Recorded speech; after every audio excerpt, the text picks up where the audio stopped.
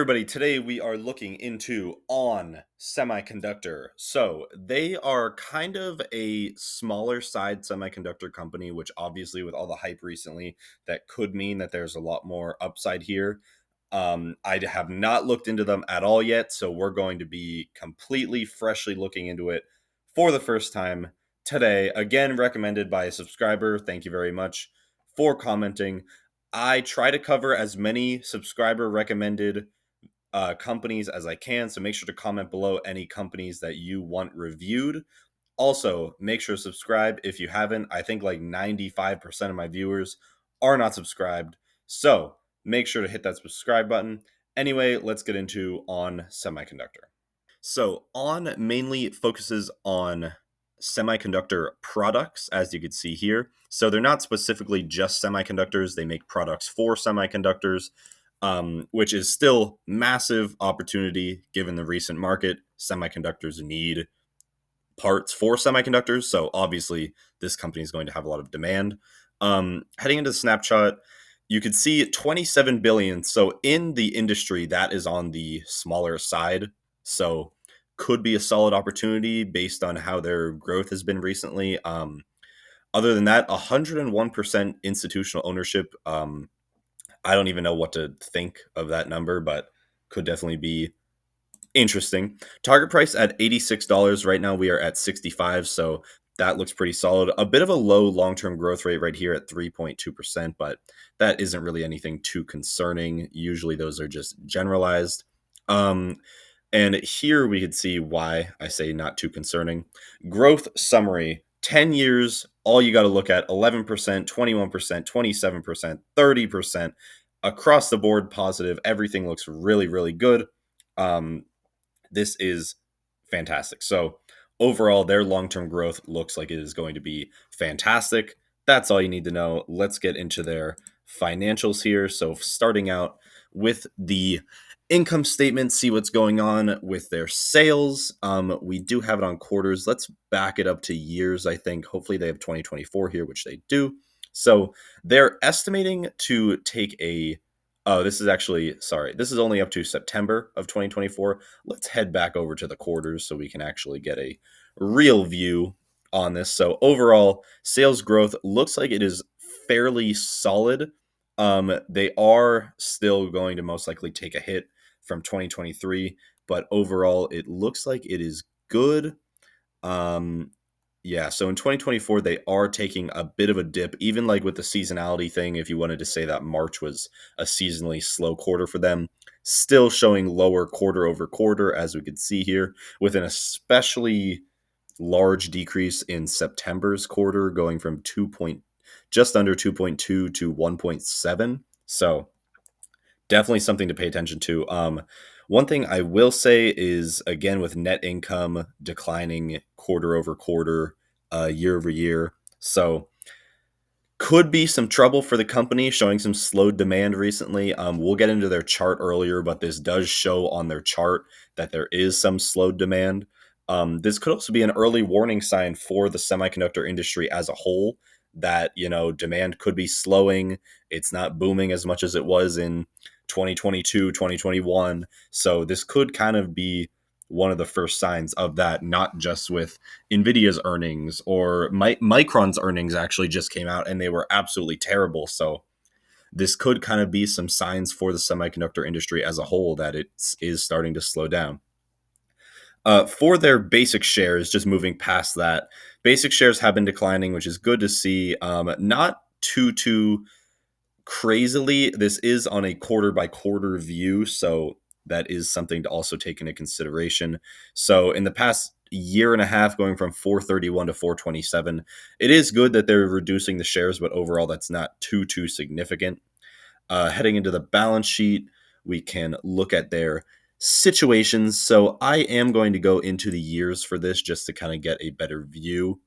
And it's looking like for their debt situation, fairly manageable. 2.4, I'm assuming billion in cash. It should, yes, it is. Compared to 2.7 in long-term debt. They do have a lot of short-term debt, but it's not really too important compared to their cash. For total assets, we could see very strong growth there. Long-term debt has been it's at a 4-year low at the moment, which is good. Other than that, I'm assuming, yeah, retained earnings are very positive. You could see their net income has been very strong. Heading into their cash flows to kind of get a better view on that, we can see that they have fairly good cash flows from what I could see right now. So almost all of their operating cash flow is funds from operations, which is good.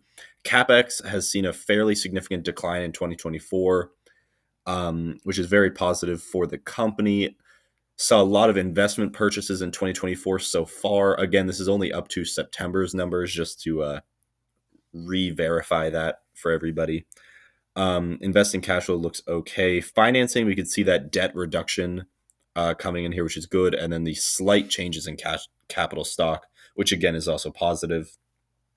Other than that, positive free cash flow across the board, which we always like to see. I'm going to skip the use of cash because we already know what they're doing: debt reduction, changing capital stock. We know what they're using their cash for. So let's get into the ratio analysis. And actually, first, we're going to see their segment history. So you can see their sales have been strong, fairly strong. Obviously, it seems like the COVID years were kind of rough for them, but since they've kind of been picking it back up, one thing I will say is that it looks like their analog solutions took a pretty big hit going into 2023, while their power solutions were kind of carrying the weight there, but overall their sales came in lower. We'll have to wait until the end of 2024 to see the full data there, but overall, hopefully they can kind of turn around the what seems like slowed sales growth. But anyway, let's head into the ratios where we can see gross margin is significantly above average at 46. And actually, we can go into the quarters then after this. Operating margin looks much, much better. Net margin, same thing, 26 compared to the 14 5-year average. Heading into the quarters, we can get a little bit of a better view. So gross margin has actually been steadily declining over the past few quarters, topping out right around 48 here and coming down to 45, which isn't too big of a deal considering their sales have actually been declining. So that is kind of a big deal that their gross margin is decreasing. Same thing with operating margin. You could see it topped out right around 33. Net margin, same scenario, although actually net margin topped around 27 a few quarters before the other ones, and now it is declining alongside them. So overall, that is not great. Obviously, same deal with ROA, ROE. As we can see here, they have been declining. Don't get me wrong, for ROA, ROE, positivity is very important. So as long as they're positive, that is good. But I would rather see them increasingly positive than just positive. And then for their debt ratio, which we can see right at the bottom of my screen here, 32%. Very, very solid, very manageable. You can see in the past few years, they brought it down significantly from 60 all the way on the right side of your screen here to 32 now. So that is fantastic. Overall, very, very good. Let's take a look at their earnings reports. Hopefully, we can see some new news for them. I hope. Looks like we're going to get something, possibly, if it wants to load for me here. So we have some earnings reports. Street account metrics recap. That is what I want to see. So overall, we have some revenue here. Power Solutions again fell a little short. Analog actually also fell short. This is compared to year ago data as well. This is an estimates, and intelligent sensing also fell short. So falling short across the board in their last earnings report. This was in October, which is not great. This kind of sucks.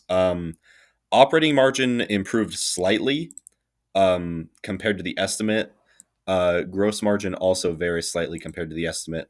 And cash flow again declined. Free cash flow declined. Overall, not great. That is pretty poor. And we will see that in their chart here, which we could see they basically have been flat for the past 4 months, 4 or 5 months now since May. So they had a good earnings report right here. And it seems like since then they've just been in the same spot, actually declining slightly since then. So overall, I feel like this company needs some kind of turnaround, especially in terms of their margins, where it just seems like they have been flat for a while now, and not even like in the good sense where, oh, they're flat but they're paying dividends. No, they don't pay dividends. And they're actually declining on top of basically going flat. So you can see the lower lows here continuously. It does look like they're probably going to be making another one soon, but overall, not great for the chart here. Now, don't get me wrong, if you zoom out a little bit, they are looking perfectly fine at a fairly significant high, but again, in the short term, their stock is not looking great. We're going to have to see some good results from this earnings report coming in February, but other than that, not a fantastic review. That's all I have for On Semiconductor. If you enjoyed, make sure to subscribe. If not, whatever. Comment any companies that you want to see reviewed. I do them every single day of the week. But yeah, that's it. Hope you enjoyed. See you guys in the next video.